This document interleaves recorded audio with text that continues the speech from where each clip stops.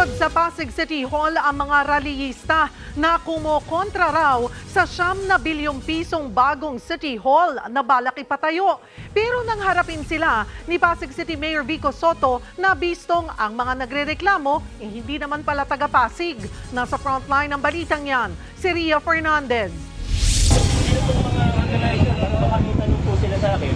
Tayo sa Pasig, transparent tayo. Kinompronta ni Pasig Mayor Vico Sotto ang mga nagprotesta kahapon sa harap ng Pasig City Hall.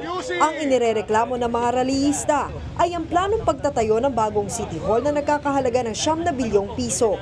Pero nang kausapin ng alkalde ang nagprotesta, nabuking na hindi naman pala taga Pasig ang mga nagrereklamo. Ito po galing QC. Yan, okay na po ha. QC! QC, taas kamay, QC! QC! Mga kaga-QC po sila. Sa kabila niyan, bukas daw si Mayor Vico na sagutin ang mga tanong ng mga nagprotesta. Mamamayan, tama lang po na magtanong ang mamamayan. Pero, wag po sana na dahil sa masamang politika. Yun nga lang, nauwi lang ito sa tila meet and greet sa alkalde. Lahat ng transaction natin, pwede natin sagutin. Kahit anong tanong po, pwede natin sagutin. Pwede mo magpa-picture? Sige po, pwede rin.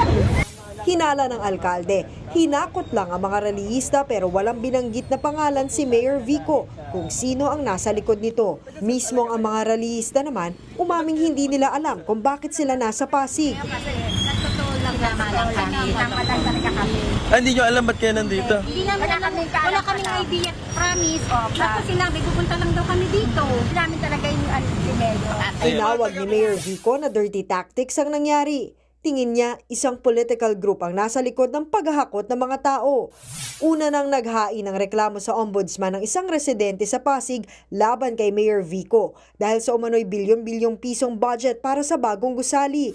Depensa ng alkalde, isa sa publiko ang detalye ng gastos sa new City Hall kapag na-finalize na. May mga ipapasa pa rin daw na requirements ang winning bidder bago ang contract signing.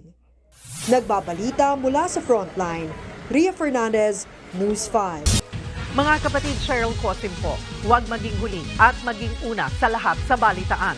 Para sa tuloy-tuloy na talakayan sa Frontline, mag-follow at mag-subscribe sa social media pages ng News 5.